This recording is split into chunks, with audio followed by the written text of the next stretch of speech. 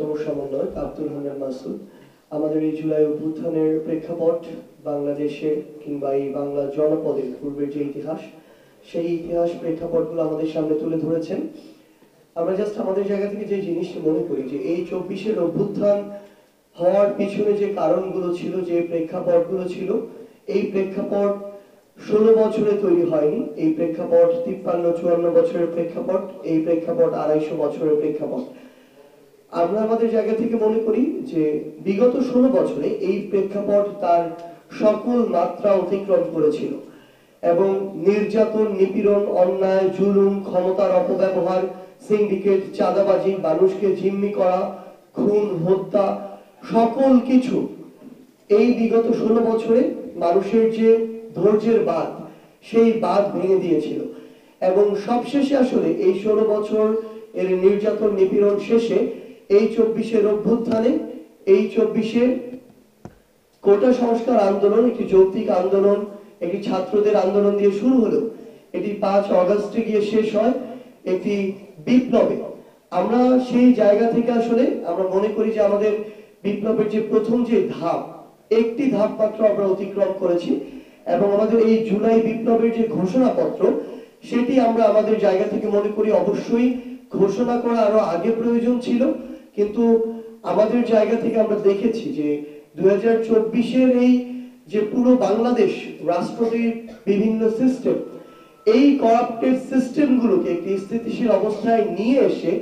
সেখান থেকে কিছু করা, এটা একটা সময় সাপেক্ষ ব্যাপার হয়ে দাঁড়িয়েছে। কারণ সকলের যে সহযোগিতার প্রয়োজন ছিল একটি সিস্টেমকে সুন্দরভাবে সামনের দিকে এগিয়ে নিয়ে যাওয়ার জন্য, সেই সহযোগিতা এই রাষ্ট্র এই মুহূর্তে এই সিস্টেমের সকলের কাছে থেকে, সম্পৃক্ত যারা রয়েছেন তাদের কাছে থেকে প্রত্যাশা অনুযায়ী পায় না। সেই জায়গা থেকে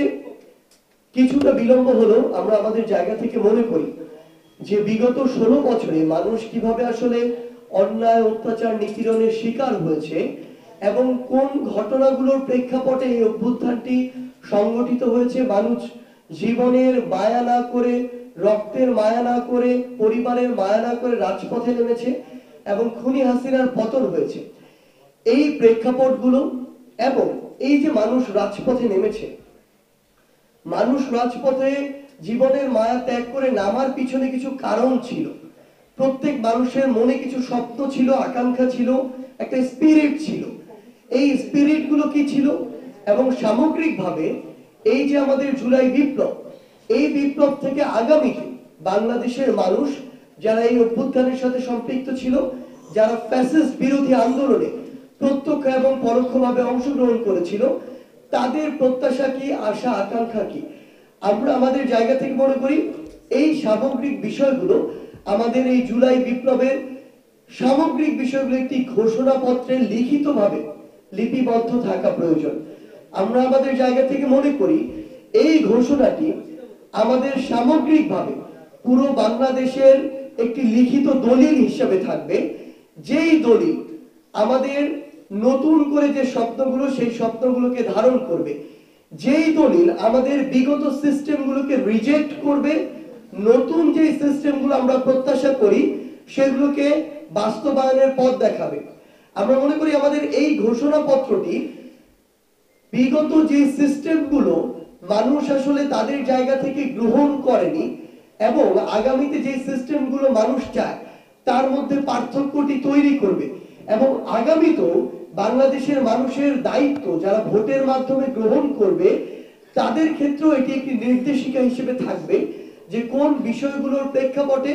এই 24-এর বিপ্লবটি হয়েছে, কোন বিষয়টির প্রেক্ষাপটে এই 24-এর বিপ্লবের পরবর্তী নতুন আশা আকাঙ্ক্ষাগুলো তৈরি হয়েছে এবং মানুষ কি চায়। তো সামগ্রিক যে বিষয়গুলো আমরা আমাদের জায়গা থেকে মনে করি কিছুটা বিলম্ব হলেও একটি ঘোষণাপত্রে লিপিবদ্ধ থাকা দরকার। সেই বিষয়টি আসলে আমরা আমাদের এই প্রোক্লেমেশন অফ জুলাই রেভলিউশন আমরা সেখানে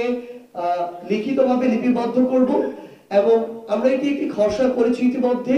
এবং এখানে বাংলাদেশের যারা এই অভ্যুত্থানের সাথে সরাসরি এই আমাদের বিপ্লবের সাথে সরাসরি অংশগ্রহণ করেছে, বিভিন্ন রাজনৈতিক দলের, মতের, ধর্মের, বয়সের যারা মানুষ রয়েছে, তাদের কাছে তাদের বিভিন্ন জায়গা থেকে মতামত দেওয়া হচ্ছে, এটি সংশোধন, পরিবর্ধন, পরিমার্জন করা হচ্ছে। এবং আমরা বিশ্বাস করি আমাদের এই বিপ্লব যেমন ফ্যাসিস্ট বিরোধী সকলকে ধারণ করতে পেরেছিল, আমাদের এই ঘোষণাপত্র সকলের আশা আকাঙ্ক্ষাকে ধারণ করতে পারবে। এটি আগামীর বাংলাদেশের ঘোষণাপত্র, এটি কোনো নির্দিষ্ট দলের, মতের, ধর্মের, বয়সের মানুষের ঘোষণাপত্র নয়।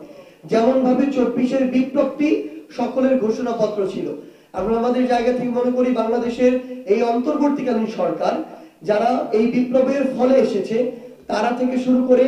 যে সকল ফ্যাসিস্ট বিরোধী রাজনৈতিক দল একসাথে রাজপথে লড়াই করেছে, তাদের সকলের